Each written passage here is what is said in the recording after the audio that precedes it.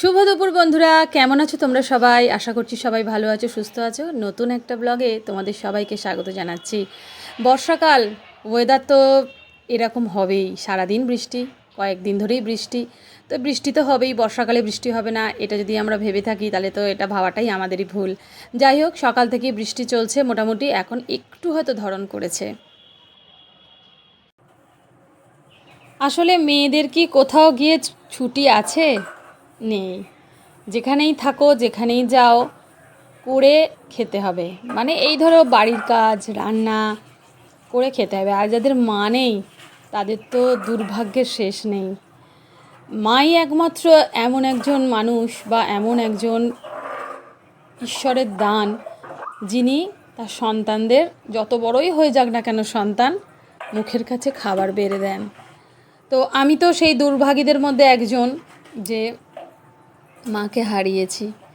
মনে হয় মুখের সামনে কেউ একটু যদি ভাতের থালায় গিয়ে দিত, বেড়ে দিত আর কি, খুবই ভালো হতো। কিন্তু ওই যে আনলাকি, দুর্ভাগ্য নিয়ে জন্মেছি, খুব তাড়াতাড়ি মা বাবাকে হারিয়েছি। যাদের মা বাবা নেই তারা এই পৃথিবীতে না সব থেকে বেশি অভাগা আমি মনে করি, বাবা মাকে হারিয়ে। যাই হোক, তো বাসনগুলো মেজে নিচ্ছি, খাবার বাসন, দুপুরের খাওয়া দাওয়া হয়ে গেছে, বাসন মেজে নিচ্ছি আর কাজগুলো সেরে নিচ্ছি তাড়াতাড়ি। সকালের তো খাওয়া মিটেছে, মানে আমাদের তো সকাল সকাল রান্না হয়ে যায়, সেই কারণে 11টার মধ্যে লাঞ্চটাও হয়ে যায়।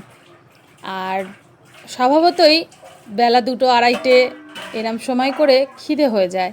সেই খাবারও তো ব্যবস্থা করতে হবে, কারণ আমি তো মা, আমার ছেলেরা তো আমার কাছেই খাবারটা চাইবে, তাই না?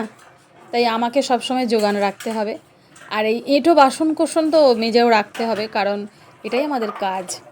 একটা কথায় আছে না, প্রবাদ আছে বাংলায়, ঢেঁকি স্বর্গে গেলেও ধান ভানে।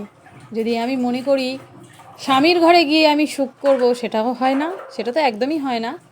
তবুও বাপের বাড়ি গিয়ে মা বেঁচে থাকাকালীন মেয়েদের একটু সুখ তো হয়ই। একটু কেন, আমি যখন বাপের বাড়ি আসতাম, আমার মা যখন বেঁচে ছিলেন, পুরোটাই সুখই সুখ। ঘুমোতে বলতো, মা বলতো তুই ঘুমো, তোকে উঠতে হবে না, মুখের কাছে খাবার দেয়া, জল খাবার দেয়া, সে এক অন্য দিন ছিল। কিন্তু সুখ আমার জীবনে চিরস্থায়ী, তো একদমই চিরস্থায়ী কেন বলবো, ক্ষণস্থায়ী। সুখ আমার জীবনে খুবই ক্ষণস্থায়ী, তাই তাড়াতাড়ি বাবা মাকে হারিয়েছি। তো যাই হোক বন্ধুরা, বাসন মাজা হয়ে গেল। দুঃখের কথা বলে তো লাভ নেই, যেমন কপাল। যাই হোক, তো এইসব নিয়েই তো থাকতে হবে, বেঁচে তো থাকতে হবে, তাই না? তো আমি এখানে মাংস বসিয়েছি, কারণ দুপুরবেলার খাওয়া দাওয়া হয়ে গেছে, এবার রাতে আর দুপুরে আবার লুচিও হবে, লুচি মাংস খাবে আবদার। তাই আমি বাসনটা মেজে মাংসটা দেখে নিচ্ছি। মাংসটা আমি কষাতে দিয়ে, মানে জল দেবো না আর কি, টক দই পড়েছে তো, ওই টক দইয়ের জলে সেদ্ধ হবে মাংস, সেই জন্য মাংসটা একটু দেখে নিচ্ছি। এরপরে আবার ময়দা মাখতে হবে, ছেলেদের খাবার ব্যবস্থা করতে হবে। তো এই তো কাজ, বলো না, আমাদের মেয়েদের তো এটাই। যাই হোক, চলো কাজগুলো সেরে নিই। সেরে নিয়ে চিকেনটা নামিয়ে ময়দাটা মেখে আগে ওদের খাবার ব্যবস্থাটা করে দিই। মানে খাবার ব্যবস্থা থাকলে না কোনো চিন্তা থাকে না, মা খেতে দাও বললেই মুখের সামনে যাতে দিয়ে দিতে পারি। তো বাসন টাসন গুছিয়ে ময়দাটা মেখে, আর মাংসটা প্রায় হয়ে এসছে, শেষের দিকে প্রায়। তো তাড়াতাড়ি করে মাংসটা নামিয়ে নেবো, তাহলে রাত্রে একটু নিশ্চিন্ত থাকবো আর কি, মাংস করা থাকবে। আমি আবার কাল সকালবেলাই চলে যাব, কারণ আমার ছেলের পড়া আছে। আর আজকে এসেছি সকালে, কাল সকালবেলা চলে যাব। তো এটা হচ্ছে আমার চন্দননগরের ব্লগ, ঠিক আছে? তো চলো, আসছি পরে, চলো।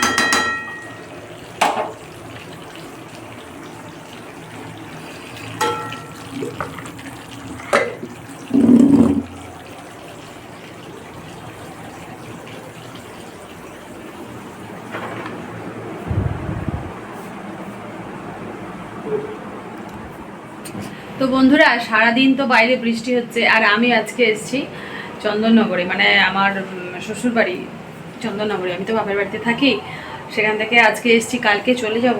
তো সারাদিন বৃষ্টি হয়েছে, আমি সকালেই পৌঁছে গেছি বৃষ্টি আসার আগেই। তারপর থেকেই যে বৃষ্টিটা শুরু হয়েছে, এখনও পর্যন্ত থামছে না। এখন ঘড়িতে বেলা 2টো বাজে। তো খাওয়া দাওয়া ঘুম সবই কমপ্লিট হয়ে গেছে। এখন বাসনও মেজে নিয়েছি।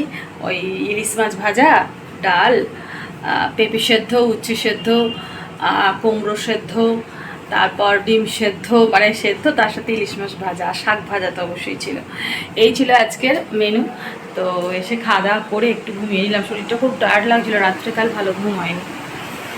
তো এই বৃষ্টি রোজ রোজ সকাল থেকে শুরু, কি বলবো, খুব বিরক্তিকর লাগছে এবারে। একটু না ধরন হলে না সত্যি বিরক্তিকর লাগছে। তো চলো পরে আসছি। গুড মর্নিং বন্ধুরা, চন্দননগর স্টেশনে অনেকক্ষণ হলো বসে আছি, বাড়ি ফিরছি। প্রথমে একটা ট্রেন, যেটা ডেট ট্রেনটা ছিল হচ্ছে গ্যালোপিন কাটোয়া হাওড়া, সেটাতে তো উঠতে পারলাম না, বালিতে নামবো।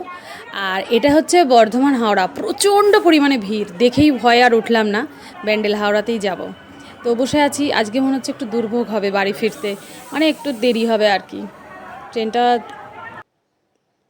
তো বন্ধুরা, অবশেষে 2.5 ঘন্টা পরে আমাদের ধুলোগড়ের টোটোতে বসে আছি। এখানেও দুর্ভোগ, বাসেও দুর্ভোগ হয়েছে, বসার জায়গা পাইনি, ট্রেনেও বসার জায়গা পাইনি, খুব কষ্ট করে এলাম। ওই এক একদিন ভাগ্যে দুর্ভোগ থাকে, আজকে হয়েছে সেই দিনটাই। তো আমি বসে আছি টোটোতে, কখন টোটো ছাড়বে জানি না, কখন বাড়ি ফিরবো জানি না, রান্না বসাবো ভালো লাগছে না, আর একদম একদম প্যাসেঞ্জার হচ্ছে না, রুদ্র আর আমি বসেই আছি।